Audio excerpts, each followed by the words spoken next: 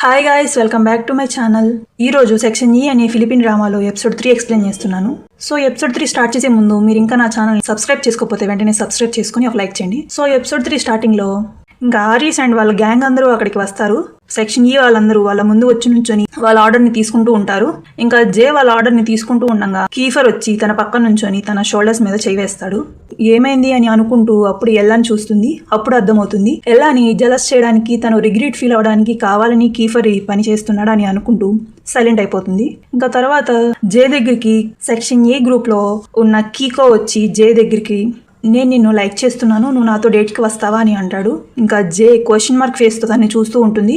ఎవరు తిను అని ఆలోచిస్తూ ఉంటుంది. ఇంకా వెనక నుండి బాక్సర్ వచ్చి కీకోని చూడంగానే తనకి కోపం వచ్చేసి, ఏంటి నువ్వు జేని బెదిరిస్తున్నావా లేకపోతే తనతో ఫైట్ కి వెళ్తాడు. ఇంకా జే వాళ్ళిద్దరిని ఆపి బాక్సర్ ని లోపలికి తీసుకుని వెళ్తుంది.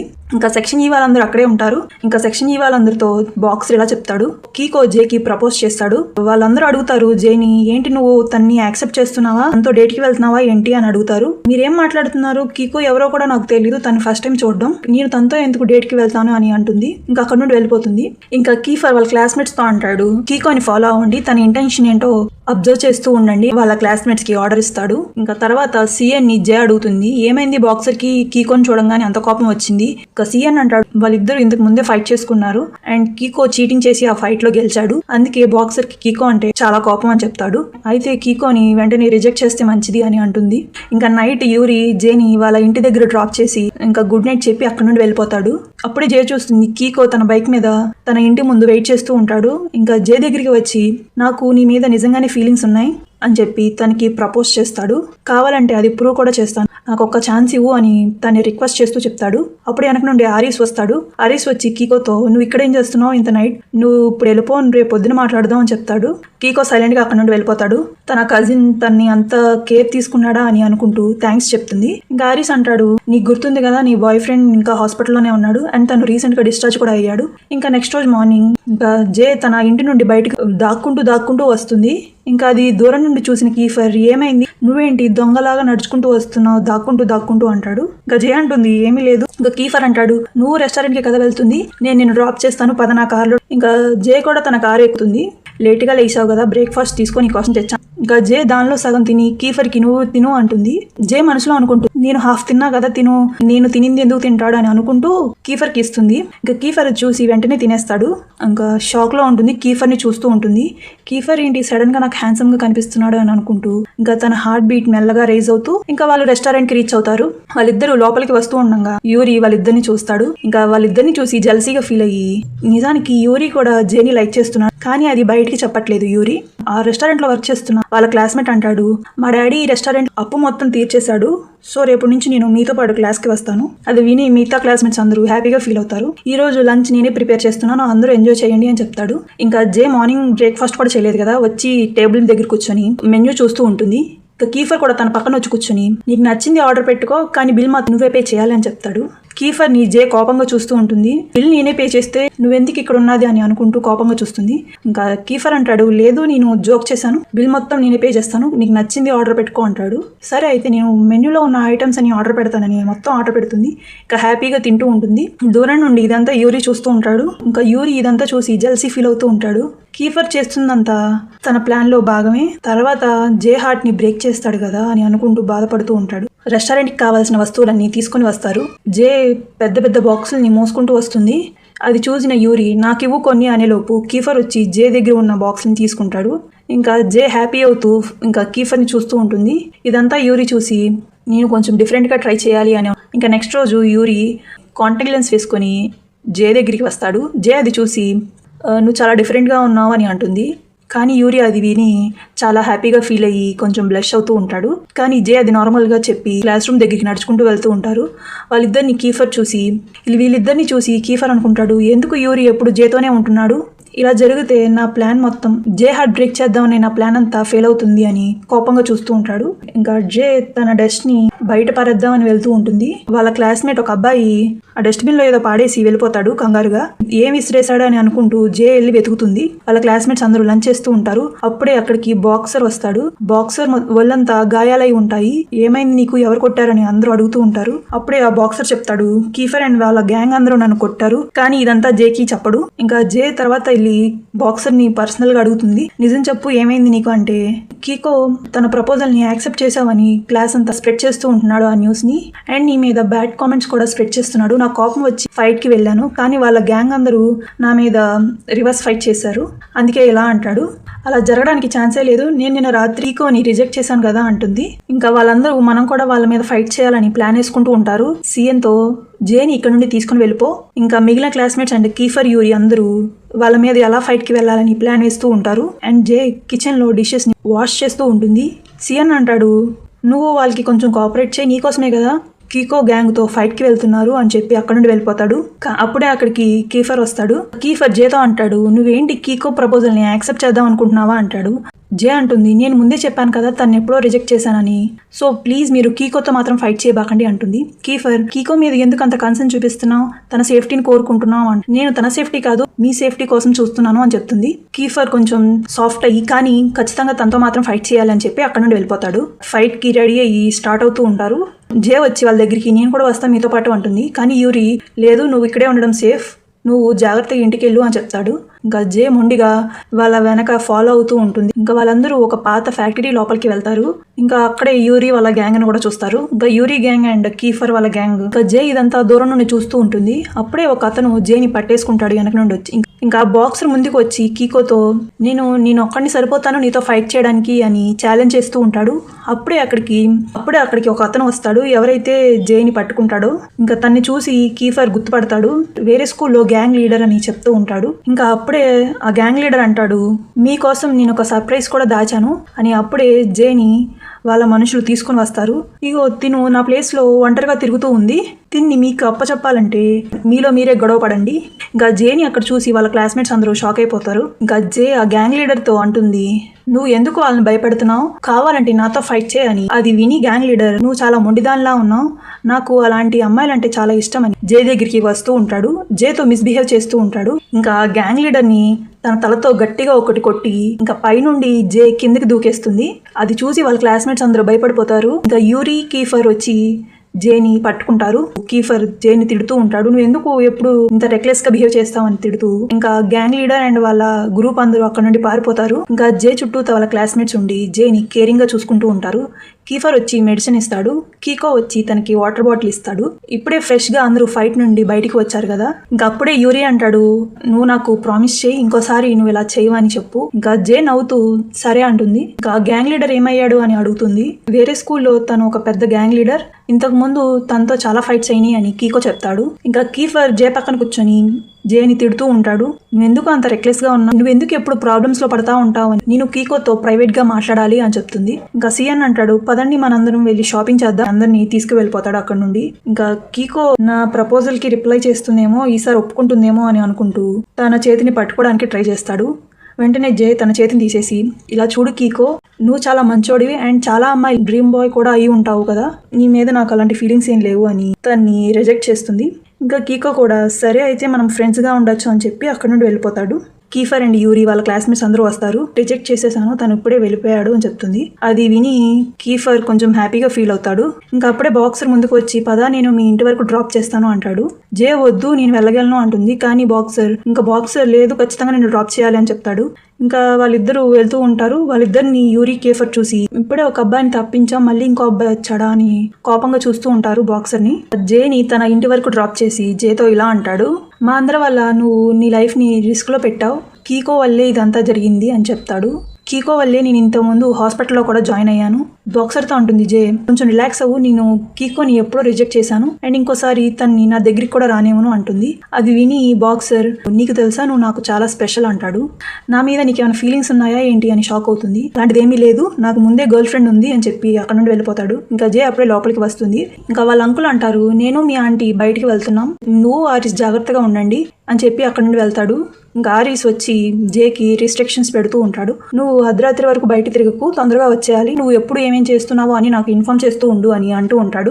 జే అది విని కొంచెం ఇరిటేటింగ్ గా ఫీల్ అవుతూ ఉంటుంది. తన బ్యాగ్ లో ఉన్న తన ఫోన్ తీయడానికి ట్రై చేస్తూ ఉంటుంది. ఒక ప్రెగ్నెన్సీ కిట్ బయటకు వస్తుంది. ఇంకా అది ఆరిస్ తీసుకుని షాక్ అయిపోతాడు. ఏంటి నువ్వు ప్రెగ్నెంటా అని కోపంగా అంటూ ఉంటాడు. అప్పుడే జే అంటుంది, లేదు నన్ను ఎక్స్ప్లెయిన్ చేయని, నేను ఎక్స్ప్లెయిన్ చేస్తాను అని చెప్తూ, ఇది నాది కాదు, నాకు ఇది డస్ట్బిన్ లో దొరికింది, నాకు ఆతృత ఎక్కువ కదా, అది తీసుకొచ్చి నా బ్యాగ్ లో పెట్టుకున్నాను. ఇంకా వాళ్ళ అంకుల్ నిజంగా నువ్వు ప్రెగ్నెంటా ఏంటి అని కోపంగా అరుస్తూ, ఈ బేబీకి ఫాదర్ ఎవరు, కీఫర్ని యూరిని పిలుస్తారు. ఇంకా వీళ్ళిద్దరిలో ఆ బేబీకి ఫాదర్ ఎవరు అని అడుగుతూ ఉంటాడు. జే ప్లీజ్ నా మాట వినండి, అది అలాంటి ఏమీ లేదు అనే లోపు కీఫర్ కావాలని ఆ బేబీకి ఫాదర్ నేనే అంటాడు. అది విని జే షాక్ అవుతుంది. ఏం మాట్లాడుతున్నా అంకుల్, ప్లీజ్ మీరైనా నా మాట వినండి అని అంటూ ఉంటుంది. అందరూ జేని క్లినిక్ కి తీసుకువెళ్తారు అండ్ తనకి టెస్ట్ చేపిస్తారు. దానిలో నెగిటివ్ వస్తుంది. జే కొంచెం రిలాక్స్ అవుతుంది. కానీ కీఫర్ నవ్వుతూ గట్టిగా నవ్వుతూ కీఫర్ నవ్వడం చూసి దీనికి ఇంకా కోపం వస్తుంది. ఇంకా క్లినిక్ నుండి బయటికి వెళ్తూ ఉంటుంది. ఇంకా యూరి జేని ఆపి సారీ చెప్తాడు. సారీ, నేనేమి మాట్లాడలేకపోయాను, సైలెంట్ గా ఉన్నాను అని అంటూ ఉంటాడు. అప్పుడే వెనక నుండి కీఫర్ వచ్చి నవ్వుతూ ఉంటాడు. ఇంకా జే కీఫర్ దగ్గరికి వెళ్ళి ఇంకా తన చంప మీద గట్టిగా ఒకటి కొడుతుంది. ఇంకా అదంతా చూసి యూరి మిగిలిన వాళ్ళందరూ షాక్ అయిపోతారు. ఇంకా నెక్స్ట్ రోజు తన మొహం మీద గాయమై ఉంటుంది జే వల్ల. జే ఇప్పుడు కూడా కోపంగా ఉంటుంది. ఇంకా జే దగ్గరికి వెళ్ళి ఇంకా సీరియస్ గా నార్మల్ గా ఉండు అని చెప్తాడు. అప్పుడే ప్రిన్సిపల్ ఆఫీస్ దగ్గర ఒక అనౌన్స్మెంట్ వస్తుంది. ఫెస్టివల్ కోసం మీటింగ్ జరుగుతుంది, రమ్మని చెప్తారు. కీఫర్ జేని నువ్వు కూడా రావచ్చు కానీ జేని ఇన్వైట్ చేస్తాడు. అన్ని సెక్షన్ వాళ్ళ లీడర్స్ అందరూ అక్కడ గ్యాదర్ అయి ఉంటారు. ఇంకా ప్రిన్సిపల్ ఫెస్టివల్ కి ఏమేం కావాలో అన్ని జే యూరి కీఫర్ మధ్యలో కూర్చుంటుంది. బాయ్స్ గర్ల్స్ డ్రెస్ వేసుకొని, గర్ల్స్ బాయ్స్ డ్రెస్ వేసుకొని రెడీ అవ్వాలి, అలాగే పార్టిసిపేట్ చేయాలి అని చెప్తారు. ఇంకా జే కూడా ఓకే అని జే వాళ్ళ క్లాస్మేట్స్ అందరికి లంచ్ ప్రిపేర్ చేసి అందరికి ఇస్తూ ఉంటుంది. అప్పుడే ఒక అబ్బాయిని చూస్తుంది. ఇంకా జే అప్పుడే డెంజెల్ పక్కన కూర్చొని డస్ట్బిన్ లో ప్రెగ్నెన్సీ కిట్ పడేసి వెళ్ళిపోతాడు కదా. జే తన పక్కన కూర్చొని రిలేషన్షిప్ వల్ల ఇలా చేసావా, లేకపోతే నీ గర్ల్ ఫ్రెండ్ ఏమన్నా బ్రేకప్ చెప్పిందా, ఎందుకు ఇలా చేసావా అని అడుగుతూ ఉంటుంది. ఇంకా అప్పుడే డెంజెల్ అంటాడు కావాలని జేతో, నిజానికి నేను ఒక అమ్మాయిని ఈ స్కూల్లో జాయిన్ అవ్వడానికి అబ్బాయిగా డ్రెస్ వేసుకుని వచ్చాను అని జోక్ గా అంటూ ఉంటాడు. జే అది నమ్మేసి నిజంగానా అని అనేలోపు ఇంకా డెంజెల్ నవ్వుతాడు. అయ్యో నువ్వు ఇంత ఈజీగా ఫుల్ అయిపోయావా అని అంటాడు. ఇంకా జే తన నెత్తి మీద గట్టిగా ఒకటి కొడుతుంది. ఇంకా అది కీఫర్ యూరి క్లాస్మేట్స్ అందరూ చూసి కీఫర్ కోపం వచ్చి నువ్వేం చేస్తున్నావు అక్కడ, ఇక్కడికి వచ్చి తిను అంటాడు. ఇంకా జే కీఫర్ పక్కన కూర్చొని తింటూ ఉంటుంది. డస్ట్బిన్ ని తీసుకొని పడేద్దామని వెళ్తూ ఉంటుంది. అప్పుడే డెంజెల్ ఒక అమ్మాయితో గొడవ పడడం జే గమనించి దాక్కొని వాళ్ళ మాటలు వింటూ ఉంటుంది. ఇంకా డెంజెల్ అమ్మాయితో అంటాడు, మన ఇద్దరికి ఫ్యూచర్ లేదు, నువ్వు ఇక్కడి నుంచి వెళ్ళిపో. అమ్మాయి ఏడుస్తూ స్టమక్ మీద చేయి పెట్టుకొని జేకి అర్థమవుతుంది తింది ఆ ప్రెగ్నెన్సీ కిట్ అని అర్థమవుతుంది. ఇంకా వాళ్ళ దగ్గరికి వెళ్లేలోపు ఆ అమ్మాయి అంటుంది, నువ్వేంటి ఇక్కడ, నువ్వు కావాలని మా మాటలు వింటున్నావా అని. డెంజెల్ అక్కడి నుండి వెళ్ళిపోతాడు. జేకి ఆ అమ్మాయి చెప్తుంది నేనే ప్రెగ్నెంట్. కానీ డెంజెల్ ఇది ఎవరికి చెప్పొద్దు, మన రిలేషన్ ని బ్రేక్ చేద్దామని చెప్తున్నాడు అని చెప్పి ఏడుస్తూ ఉంటుంది. జే అంటుంది నువ్వు మీ పేరెంట్స్ కి చెప్పావా ఈ విషయం అని అడుగుతుంది. కానీ అమ్మాయి అంటుంది లేదు, నేను ఒక అనాథని. ఆ మాట విని జేకి కొంచెం బాధేస్తూ సరే అయితే నేను నీకు సపోర్ట్ చేస్తాను. క్లాస్ రూమ్ లోకి వెళ్ళంగానే అక్కడ డెంజెల్ కనబడతాడు. తనతో మళ్ళీ రిలేషన్ లోకి తన బేబీని యాక్సెప్ట్ చేయడానికి ఒప్పుకునే విధంగా చెప్పాలి. కానీ ఎవరు చెప్తారు ఇలాగా డెంజెల్ కి అని అప్పుడే వాళ్ళ క్లాస్మేట్ ని చూస్తూ ఉంటుంది. సీఎన్ చూస్తుంది, తిని ఇంకా మెచ్యూర్డ్ అవ్వలేదు, చాలా చైల్డిష్ అని అనుకుంటూ ఉంటుంది. కీఫర్ని చూస్తుంది. కీఫర్కి తెలిస్తే కీఫర్ గొడవ చేస్తాడు, అందరికీ తెలిసిపోతుంది ఈ విషయం అని. ఇంకా అప్పుడే అక్కడ ఉన్న బాక్సర్ని చూస్తుంది. గట్టిగా బాక్సర్ని పిలుస్తుంది. ఇంకా బాక్సర్ నిద్రలోంచి మేల్కొని నేనేం చేయలేదు, నా మీద ఎందుకు అరుస్తున్నావు అని అంటాడు. తన పక్కన కూర్చొని అలాంటిది ఏమీ లేదు, నీతో నేను పర్సనల్ గా మాట్లాడాలి అని అంటుంది. సీఎన్ విని ఏంటి మీరిద్దరు మా ఎవరికి చెప్పకుండా డేట్కి వెళ్తున్నారా ఏంటి అని టీస్ చేస్తూ అంటాడు. ఇది అంతా కీఫర్ అండ్ యూరి విని జలసీగా అండ్ కోపంగా చూస్తూ ఉంటారు. ఇంకా జే అంటుంది డేట్ ఏం కాదు, కావాలంటే నువ్వు కూడా రావచ్చు అని సీఎన్ తో అంటుంది. అమ్యూజ్మెంట్ పార్క్ కి వెళ్తారు, రైడ్ ఎక్కుతారు. ఇంకా సీఎన్ నేను పాప్కార్న్ తెస్తాను అని అక్కడ నుండి వెళ్ళిపోతాడు. జే బాక్సర్ తో అంటుంది నిన్ను ఒకటి అడగాలి అంటుంది. బాక్సర్ ఓకే అంటాడు. జే అంటుంది ఒకవేళ నీ గర్ల్ ఫ్రెండ్ ప్రెగ్నెంట్ అయితే నువ్వు రెస్పాన్సిబిలిటీని తీసుకుంటావా అని అడుగుతుంది. బాక్సర్ అంటాడు ఖచ్చితంగా రెస్పాన్సిబిలిటీ నేను తీసుకుంటాను అని చెప్తాడు. ఆ మాటలు విని అయితే నిజానికి డెంజెల్ వాళ్ళ గర్ల్ ఫ్రెండ్ ప్రెగ్నెంట్, కానీ డెంజెల్ వాళ్ళ రిలేషన్షిప్ ని బ్రేక్ చేద్దాం అనుకుంటున్నాడు. నువ్వు తనకి అర్థమయ్యేటట్టు చెప్తావా ఈ విషయం. బాక్సర్ కూడా ఓకే అంటాడు. వీళ్ళిద్దరిని దూరంగా వాళ్ళ క్లాస్మేట్స్ యూరి, కీఫర్ అండ్ మిగిలిన వాళ్ళందరూ చూస్తూ ఉంటారు. కానీ బాక్సర్ వాళ్ళందరినీ చూసేస్తాడు. వాళ్ళందరినీ బయటికి రప్పించాలని కావాలని జేతో నువ్వు చెప్పింది నేను చేస్తున్నా కదా, నేను చెప్పింది నువ్వు చెయ్యి, నువ్వు నీ కళ్ళు మూసుకో అంటాడు. జే ఓకే అని తన కళ్ళు మూసుకుంటుంది. కావాలని జే దగ్గరికి వచ్చి తనని కిస్ చేయడానికి ట్రై చేస్తాడు. ఇంకా వాళ్ళ క్లాస్మేట్స్ అందరూ షాక్ అయ్యి గబగబా ఆపుదామని వచ్చేస్తాడు. యూరి వచ్చి బాక్సర్ ని దూరంగా తోసేసి ఏం చేస్తున్నావు నువ్వు, నేను జేని జాగ్రత్తగా చూసుకోమని చెప్తే ఇలా మిస్బిహేవ్ చేస్తున్నావా జేతో అని కోపంగా రియాక్ట్ అవుతూ ఉంటాడు. ఇంకా అది విని వాళ్ళ క్లాస్మేట్స్ అందరూ ఎందుకు ఇంకా యూరి అంత రియాక్ట్ అవుతున్నాడు అని అనుకుంటూ ఉంటారు. ఇంకా యూరి వాళ్ళ మైండ్ ని డైవర్ట్ చేయడానికి ఏం లేదు వేరే రైడ్ ఎక్కుదామని అక్కడ నుండి వెళ్ళిపోతారు. అప్పుడే బాక్సర్ జే షోల్డర్స్ మీద చేయి వేస్తాడు. అది చూసి కీఫర్ నువ్వు ఆ చేయి తీస్తావా తీవా అని కోపంగా అంటాడు. తన చేతిని తీసేస్తాడు. ఇంకా అందరూ హాంటెడ్ హౌస్ కి వెళ్దామని ఫిక్స్ అవుతారు.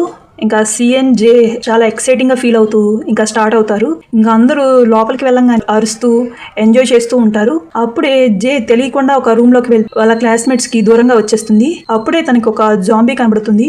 అది చూసి జేకి తన పాస్ట్ అంతా జ్ఞాపకం వచ్చి ఇంకా కింద కూర్చొని ఏడుస్తూ ఉంటుంది. ప్లీజ్ కాపాడండి, నా దగ్గరికి రాబాకు అని ఏడుస్తూ ఉంటుంది.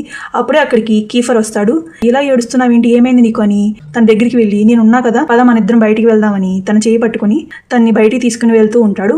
గట్టిగా అరుస్తారు. ఇంకా అది విని కీఫర్ ఒక డైరెక్షన్ లో జే ఒక డైరెక్షన్ లోకి వెళ్ళిపోతారు. మళ్ళీ జే ఏడుస్తూ ఉంటుంది. కీఫర్ ఎక్కడున్నావని అంటూ ఉంటుంది. అప్పుడే వాళ్ళ క్లాస్మేట్స్ వచ్చి పద జే నువ్వు ఏడవబాకు బయటికి తీసుకెళ్తామని అంటారు. కానీ జే లేదు కీఫర్ వస్తాడు, కీఫర్ నన్ను బయటికి తీసుకెళ్తాడు అని అంటుంది. అప్పుడే అక్కడికి కీఫర్ వస్తాడు. కీఫర్ ని చూడంగానే జేకి తన్ని హక్ చేసుకుంటుంది. ఇంకా వాళ్ళ క్లాస్మేట్స్ చూసి ఏంటి మీరిద్దరు ఏమన్నా కపుల్సా అని అడుగుతారు. వాళ్ళిద్దరూ అక్కడ నుండి బయటికి వచ్చేస్తారు. వాళ్ళ క్లాస్మేట్స్ జరిగిందంతా మిగిలిన వాళ్ళకి చెప్తారు. ఇంకా యూరి అదంతా విని ఇంకా జలసీ ఫీల్ అవుతూ వాళ్ళిద్దరిని కోపంగా చూస్తూ ఉంటాడు. ఇంకా యూరి అంటాడు రైడ్ కి బిల్ నేనే పే చేస్తాను. ఇంకా అప్పుడే వాళ్ళందరూ లైన్ లో వెయిట్ చేస్తూ ఉంటారు. జే ఇప్పటికే భయపడి ఏడుస్తూ ఉంది. తొందరగా తన్ని రైడ్ ఎక్కించాలని ముందు ఉన్న వాళ్ళందరినీ కన్విన్స్ చేసి వెనక్కి పంపించేస్తాడు. జే అది చూసి కొంచెం ఇంప్రెస్ అవుతూ ఉంటుంది. ఇంకా కీఫర్ కూడా అదే పని చేస్తాడు. ఇంకా జే కీఫర్ సిఎన్ యూరి అందరూ రైడ్ ఎక్కుతారు.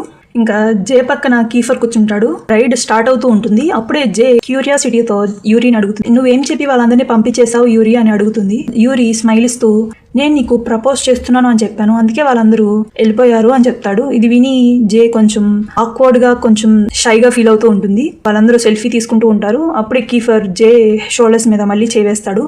అది చూసిన యూరి మళ్ళీ జెలసీ ఫీల్ అవుతూ కోపంగా చూస్తాడు. ఆ రైడ్ మధ్యలో ఆగిపోతుంది. ఇంకా కీఫర్ ఫోన్ చేసి స్టాఫ్ మెంబర్స్ తో ఏమైంది కనుక్కోండి అని చెప్తాడు. జేకి కాల్ వస్తుంది వాళ్ళ కజిన్ నుండి. వాళ్ళ కజిన్ జే నువ్వు ఎక్కడున్నావు, ఇంత రాత్రి అయింది ఇంకా రాలేదేంటి అని అడుగుతాడు. ఇంకా జే ఆన్సర్ చేసేలోపు కీఫర్ తన ఫోన్ ని లాక్కొని ఆరీస్ నువ్వు ఎందుకు ఇప్పుడు కాల్ చేస్తున్నావు, మా రొమాంటిక్ మూమెంట్ ని నువ్వు డిస్టర్బ్ చేస్తున్నావు నీకు తెలుసా అని కావాలని అంటాడు.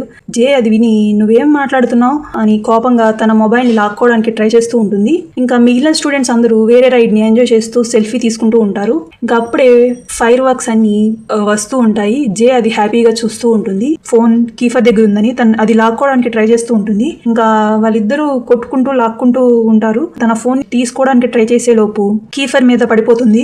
ఇంకా వాళ్ళిద్దరూ అలా ఉండిపోతారు. యూరి కోపం వచ్చి జే నేను నీకు హెల్ప్ చేస్తాను అని లేసి నుంచుంటాడు. ఇంకా యూరి కూడా గబాల్న వాళ్ళ మీద పడిపోతాడు.